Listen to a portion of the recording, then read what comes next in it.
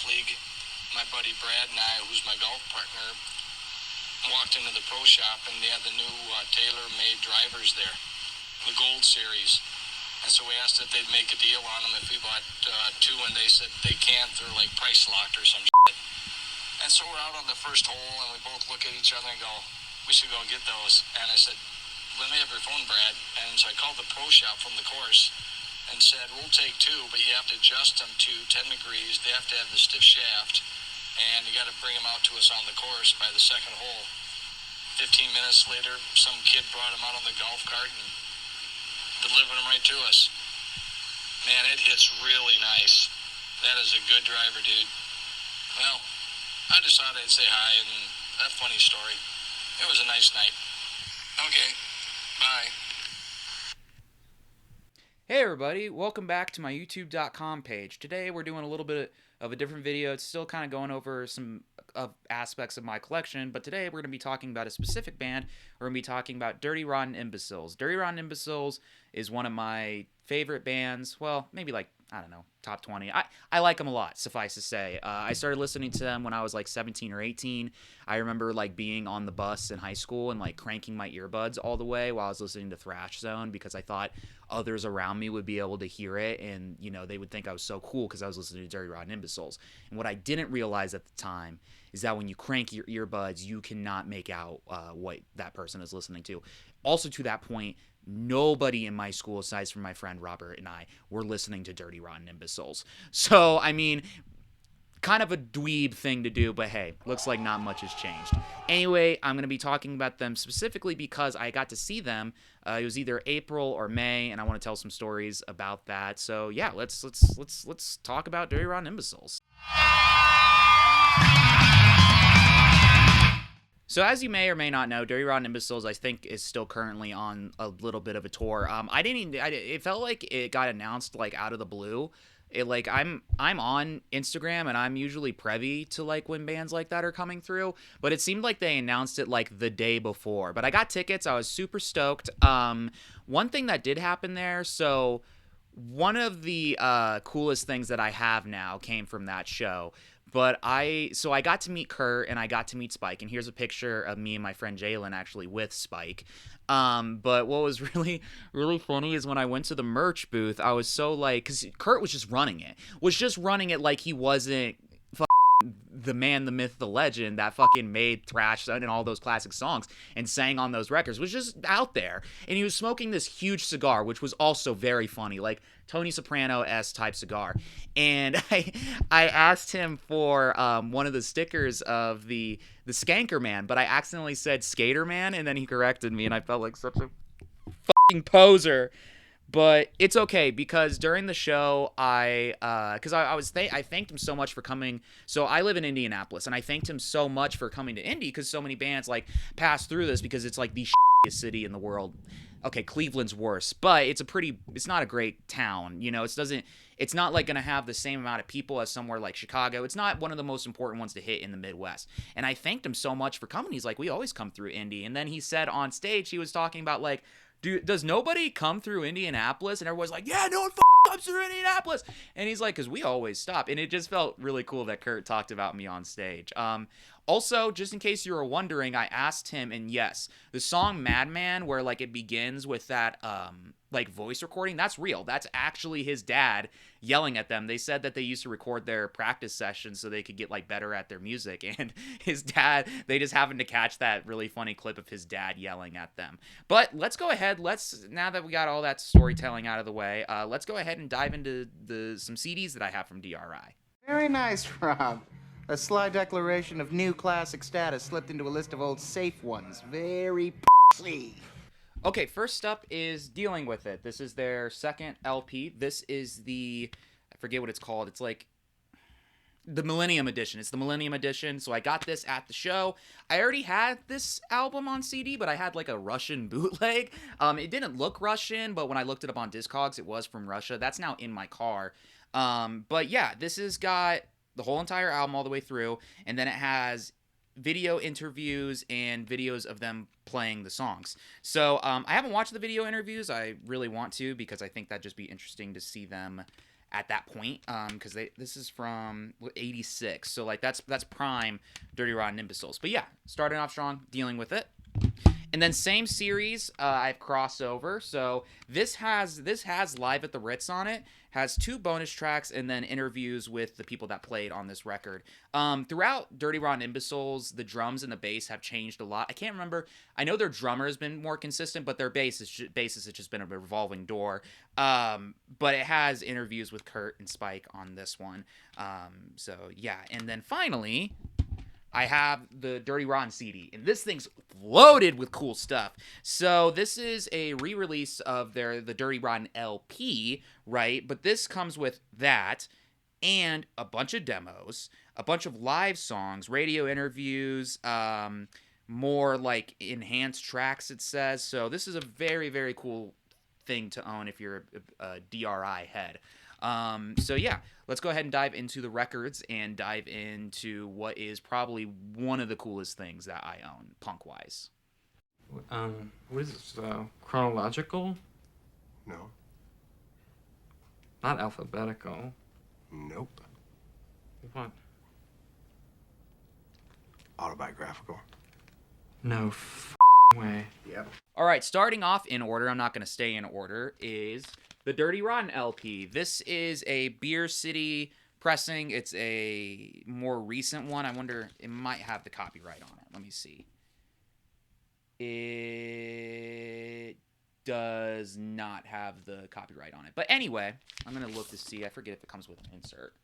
We're going to go a little bit more in depth. Yeah, so comes with this insert with with all of the lyrics for the songs. It's got the Skanker Man on front, and there's several different pressings of this. I'm trying to like line it up. There we go. There's several different. this one's been pressed a lot. I got the clear one. I'm gonna keep it a buck. It sounds like shit. So vinyl record collecting tip. Clear records don't sound good. So basically, I was reading online on an AMA with someone who used to work at a vinyl production warehouse, and they said because of how hot they have to get the wax to make it that clear translucent color, it can oftentimes affect the fidelity of the record. And so, I mean, it's kind of a mixed bag because like I do have a couple clear pressings. So my Tom Waits Waiting Time limited edition 45 RPM sounds really, really good. My Mac DeMarco Circle sounds really good, and those are both unclear. But I've also had clear records such as this one here that don't sound all that great. So that's a little something to look out for. Next, from Metal Blade Records, we have Four of a Kind. This is the poker green variant of it. Now, this used to be... You can see that there. This used to be a lot rarer, I feel like, because I got this a couple years ago, and I remember I was so excited to find it. And now I see it everywhere. I see it absolutely everywhere. So I don't know if it got like repressed or something, or maybe they like had a bunch and they didn't realize that it was going to sell so well, and now it's actually getting put into stores. Messing around with my necklace, getting put into stores. But I'm glad other people get to have it, so that's cool. One thing that's not ever at stores that everybody wants that I have is Thrash Zone, dude. This is like. This has to be top 5 as far as I'm concerned for like punk albums. This is so good. I would just sit, like I was talking in the beginning, I would just sit on the bus and listen to Thrasher like 4,000 times. So let's go ahead. We're going to jump right back to Four of a Kind here. I want to show if there's any cool inserts here real quick, because I think there is. So we're going to jump back. Yes. So it has a picture. So lyric sheet, and then it has a picture of all 4 of them, and it's really cool. You can see their drummers wearing a Black Flag shirt, and then you got Spike wearing this classic Batman shirt. So their bassist, this may be the same bassist, it plays a Rickenbacker. I'm always surprised about like how deep of a sound a Rickenbacker can get because the pickups are so small. But and it's also kind of a lighter instrument. It's odd. So I'm gonna put this back. I might. Oh, there's been a download code this whole time. That's so sick. I didn't even realize that. That's awesome. All right, I'm gonna cut real quick, and we'll get back to Thrash Zone. I'm thinking. When is this gonna stop? Anyway, back to Thrash Zone. So yeah, they haven't pressed this at all. I don't know what the deal is, like who has like the rights to it or anything like that. But we'll kind of go ahead and explore a little bit, just like the last ones. Yet again, oh, this is cool. This is really cool. So I love this. So it has an old style catalog of all the stuff you could get, which is so sick. I wish these still worked. Like, I wish I could still, because like I would just boom, all of these. These are so cool. Like, I think these are, it looks like these are t-shirts, or like, it looks like you can kind of get them on anything. And these would be so cool. A lot of these designs you just don't see, like this I'd rather be sleeping, and he's got like his head blown off. That's super cool. This is like Jesus D.R.I. is really cool. So we'll put this back in here. And then, of course, to match, it's the orange pressing. This is probably the cheapest pressing of it you can get, not in terms of like quality, but just like it's the easiest to get a hold of. Anything else is going to set you back like $50 or more dollars. This is like more like a $30 or $40 record. It's still hard to find though, and even like CDs of this album are really hard to find. So I'm glad to own it like in any shape or form physically.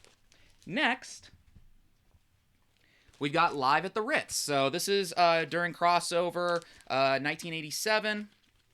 This is a red pressing of it. Yet again, this is a pretty common one. This isn't too hard to get a hold of. Really nice glossy sheen to it. And then, of course, you have the lyric sheet. And look at this. Oh, sorry. I thought it was a fold out. But yeah, both sides. Shows a couple pictures from the tour and stuff. Now, I will say, so as D.R.I. is touring, they are doing a lot of the crossover era stuff. They're doing a lot of the thrash metal stuff. Not so much like songs off the earlier LPs, which was kind of weird because like I'm so familiar with Thrash Zone and I'm so familiar with dealing with it. I didn't actually know a lot of the songs they played. I kind of, yet again, felt like a poser. The show was still great though. Okay, and now I got 2 LPs at the show. One is way cooler than the other. So we're going to start with the lame one. But wait, there's more. This is a picture disc of the EP that they released. It's got 2 songs from Dealing With It and then 3 bonus songs. This, I bought it for like $20 and then I went on Discogs. It's selling for like $12. But anyway, I just thought it was like the coolest looking. This is an awesome picture disc. This is like to have like it logoed like this is awesome. This trumps the original art, which is right there. That looks awful. That's why no one bought this EP. So yeah, this looks great. And another reason I got this is because I want to pair it with this. This is a first press of Dealing With It, signed by Spike and Kurt. Oh my God! I know people probably have this. Like I know people have the first press of it, but I know probably people have this signed. But like, holy God! Like this is incredible. Like this is awesome. The record's not in the greatest of shape, unfortunately. I got played up on the Very Good Plus bullshit on Discogs. Here's the back of it. I mean that just looks so awesome. Death Records, which is like the coolest name ever. And then we have a lyric sheet. Very plain, just very simple text. And then I also kept the inner sleeve. Usually I don't keep these paper inner sleeves, but this has an important notice. It says this inner sleeve was made in England, which is very interesting. So I wanted to keep that around. But yeah, I don't know like if the signatures add a whole lot of value to it. But for me, it's super cool to have. I eventually want to get it framed with that, but wait, there's more since I got them both at the same time. I just need to find room on my wall if there is any at this point. But yeah, so I was so stoked that they were both there because there was always like I looked online that like Kurt has like been kind of an ass about signing stuff before in the past, but he was very open to signing and things. I think also it helped that it was a smaller show. There wasn't many of us there, which surprised me. But yeah, this is definitely like one of the coolest things I own in my collection.